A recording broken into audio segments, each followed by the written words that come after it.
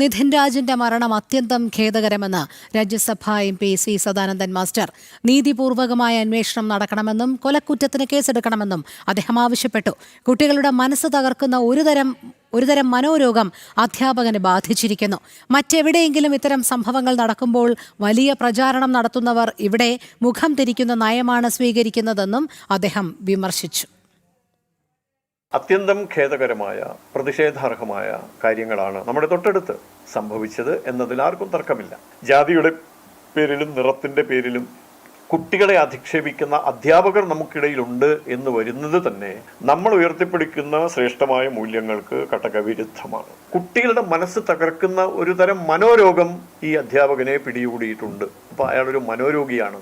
ആരൊക്കെയാണോ ഭാരതത്തിൻ്റെ മറ്റു മേഖലകളിൽ നടക്കുന്ന ഇത്തരം ദൗർഭാഗ്യകരമായ സംഭവങ്ങളെ ഒരു പ്രത്യേക തരത്തിലേക്ക് തിരിച്ചു വെച്ചുകൊണ്ട് രാജ്യം ഭരിക്കുന്ന പ്രസ്ഥാനത്തെ പ്രധാനമന്ത്രിയെ അവഹേളിക്കാൻ ഉപയോഗപ്പെടുത്തുന്ന സാഹചര്യത്തിൽ അത്തരക്കാർ ഈ വിഷയത്തെ ലാഘവത്തോടുകൂടി കാണുന്നു എന്നതുകൂടി പരിഗണിക്കേണ്ടതുണ്ട്.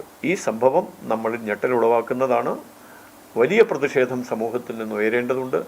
ഏറ്റവും നീതിപൂർവമായ അന്വേഷണം നടത്തി കൊലക്കുറ്റത്തിന് തന്നെ കേസെടുത്തുകൊണ്ട് ആരാണോ ഈ കൊച്ചുമിടുക്കൻ്റെ മരണത്തിന് ഉത്തരവാദികൾ അവരെ മുഴുവൻ കൊലക്കുറ്റം ചുമത്തി തടവറയിലേക്ക് അയക്കേണ്ടത് അനിവാര്യമാണ്.